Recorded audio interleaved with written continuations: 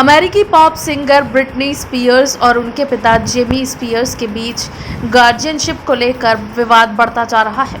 बुधवार को ब्रिटनी ने इस बाबत कोर्ट में अपना बयान दर्ज करवाया। बयान दर्ज करवाते हुए ब्रिटनी भावुक हो गई। उन्होंने साफ शब्दों में अदालत से कहा कि उन्हें उनकी आज़ादी वापस चाहिए।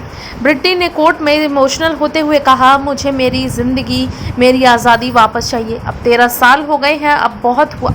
ब्रिटनी के पिता 2008 से ही सिंगर की पर्सनल लाइफ से लेकर उनके पैसों पर कानूनी अधिकार रखते हैं। ब्रिटनी ने बुधवार को वीडियो लिंक के जरिए लॉस एंजलिस के कोर्ट में बयान दर्ज करवाया। करीब 20 मिनट के बयान में जहां ब्रिटनी ने अपना दर्द बांटते हुए कोर्ट से आज़ादी की मांग की, वहीं कोर्ट के बाहर उनके फैंस लगातार ब्रिटनी के समर्थन में नारेबाजी करते दिखे। सोशल मीडिया पर भी ब्रिटनी के सपोर्ट में लाखों ट्वीट्स किए गए। ट्विटर पर उनके फैंस फ्री ब्रिटनी के नाम से एक कैंपेन भी चला रहे हैं। ब्रिटनी स्पीयर्स 39 साल की हैं। फाइनेंस से लेकर निजी जिंदगी से जुड़े अधिकतर मामलों के फैसले उनके पिता जेमी स्पीयर्स करते हैं। पूर्व में ब्रिटनी मारपीट करने, मानसिक स्वास्थ्य और नशीली दवाएं लेने के कारण विवादों में रही है। ऐसे में उनके पिता जेमी को 2008 में ब्रिटनी का कंजर्वेटर यानी संरक्षक नियुक्त किया गया था। एक रिपोर्ट की माने तो सुनवाई की गोपनीय रिकॉर्डिंग के हवाले से लिखा है, ब्रिटनी ने 2014 में अपनी जिंदगी में पिता के दखल पर आपत्ति जताई थी। ब्रिटनी ने कोर्ट में अन्य मामलों के साथ ही पिता की शराब की लत को भी इसकी वजह बताया। बीते साल ही ब्रिटनी के वकील सैमुअल डी इनघम ने कोर्ट से कहा था कि ब्रिटनी को अपने पिता से डर लगता है। ब्रिटनी करीब 445 करोड़ रुपए की मालकिन है और इन पैसों के संरक्षक उनके पिता हैं। कोर्ट में बयान देते हुए ब्रिटनी स्पीयर्स इस कदर भावुक हो गईं कि 2 बार उन्हें सांस लेने के लिए रुकना पड़ा। इस कारण उन्हें 2 बार शपथ लेनी पड़ी। सिंगर ने कोर्ट से कहा कि इस कानूनी व्यवस्था ने उन्हें ट्रॉमा और डिप्रेशन देने वाला बताया।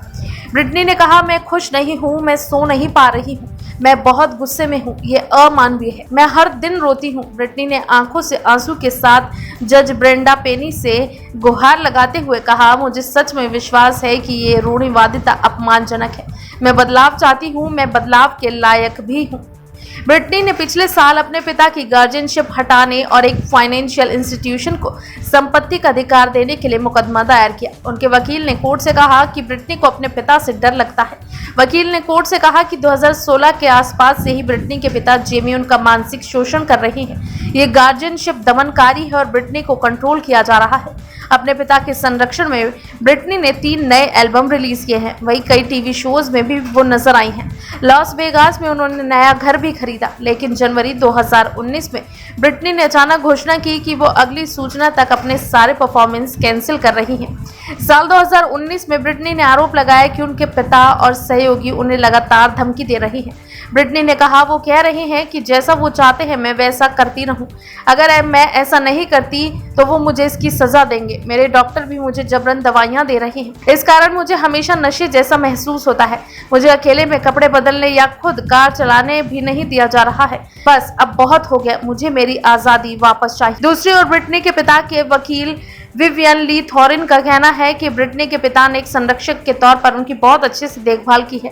ब्रिटनी के पैसों का भी अच्छे से हिसाब रखा है। फिर भी ब्रिटनी जब चाहें अपनी संरक्षिता यानी कंजर्वेटरशिप को खत्म कर सकती हैं।